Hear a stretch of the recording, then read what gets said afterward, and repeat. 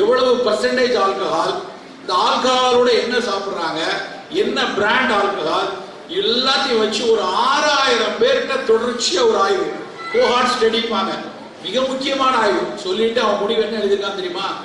நீ எவ்வளவு ஆல்கஹால் குடிக்கிற, தீபாவளிக்கு மட்டும் குடிக்கிறியா, இல்ல தீபாவளிக்கு லீவ் விட்டுட்டு மற்ற நாள்லாம் குடிக்கிறியா, அதெல்லாம் மேட்டரே கிடையாது. உன்னுடைய ஈரல் விலங்குகள் ஏதாவது ஒரு வகையில அந்த சுருக்க நோயை கொடுக்கக்கூடிய தன்மை இருந்ததுன்னா மது கண்டிப்பாக உன்னை நின்று கொள்ளும். அதான் அந்த ரிசர்ச் இன்ஃபரன்ஸ். இன்னும் நல்லா தெரிஞ்சுக்கோங்க, ஒரு ஹார்ட் அட்டாக் வந்துச்சுன்னு வைங்களேன், ஒரு ஸ்டென்ட் வச்சு ஒரு 20 வருஷம் ஜம்முன்னு இருக்கலாம், 1.5 லட்சம் ரூபாய்க்கு வச்சுட்டு ஒரு பிரச்சனையும் வராது.